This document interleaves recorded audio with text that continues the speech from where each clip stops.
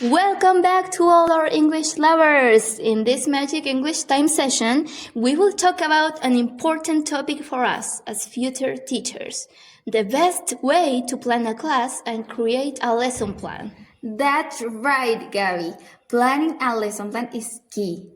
A well-structured lesson plan not only allows for an orderly approach to what will be taught, but also gives the students the opportunity to successfully achieve learning objectives. Yes. But before starting to plan, it's important to understand the students' individual characteristics, their English level, their learning preferences, and any students with special needs must be taken into consideration. Additionally, I think the number of students present is important because it directly impacts time management, activity preparation, and also that class last bit is true. I remember that in a class of 45 students. 45? Yeah, I found it difficult to monitor everyone, even in pairs. This is why you have to choose the right strategies for effective monitoring. And regarding the characteristics, for example, if you teach fourth grade students and the topic is summer camp. I like that topic. Yeah, it's better to use interactive activities instead of focusing on writing too much. We have to adapt to everything. Yes. And after getting to know the students, we define the objective, which tells us what we want them to learn in a lesson. This should be clear and include an action verb, the content, and the context. For example, if the lesson is about asking for directions, the objective could be at the end of the lesson, students will be able to ask for and give directions.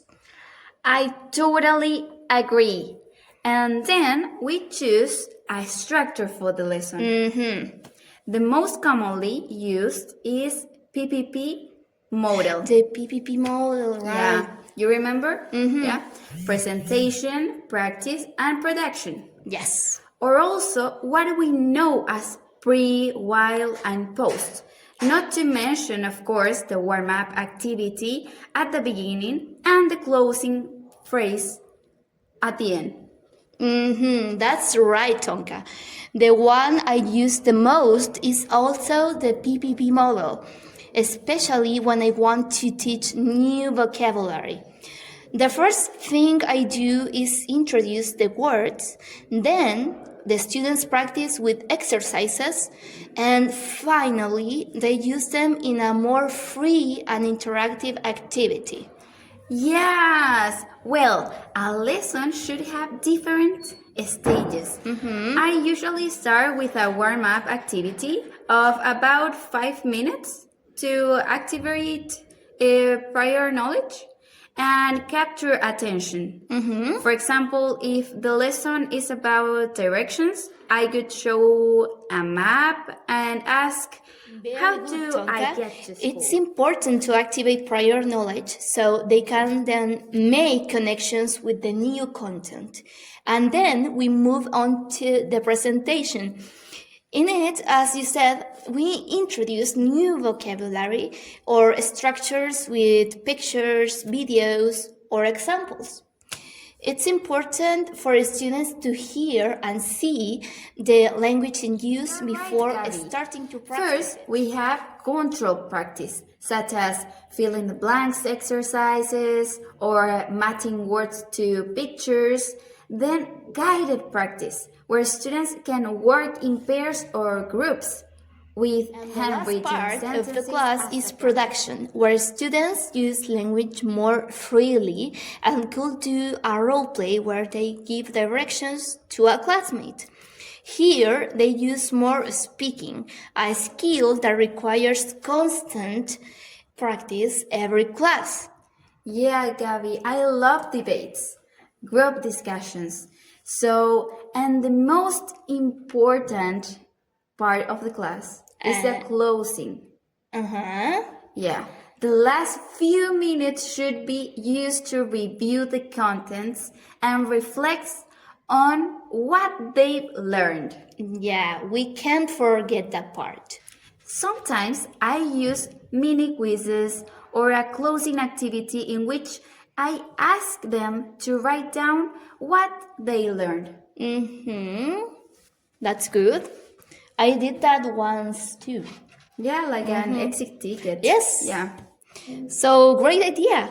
Or elementary students can draw what they learned on mini whiteboards. I did it once too. Yeah.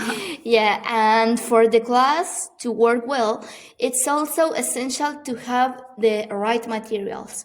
For example, pictures, cards, videos, or even real objects, as they contextualize the content and facilitate comprehension. Students with special needs, we can adapt the activities, such as giving shorter, simpler instructions, or using more We also visual have aids. to assess learning. To achieve this, we can use formative assessment, which can be carried out during lessons, and summative assessments, which can be a traditional test. And also we have the alternative assessments, like something different, like a role play. Portfolios. Portfolios. Yeah. Yeah, we learned that with Mr. Yudikis. Yeah, you're right. Well, for example, we could ask them to give directions to a classmate using a map. And this way, we can verify whether they truly understood and can apply what they learned. Yeah, good idea, Gabriela. Well, as we've heard, planning a lesson takes time and important elements to consider. Clear objectives, an organized structure, dynamic activities, appropriate and necessary materials, and ways to assess learning. Exactly. But even if it takes time, it's important for the lesson to run well and be organized. Without good planning, everything is more complicated. Absolutely. So, thanks for listening, and we'll see you in the next episode. That's all for today on Magic English Time. Bye bye. See you. See you next time.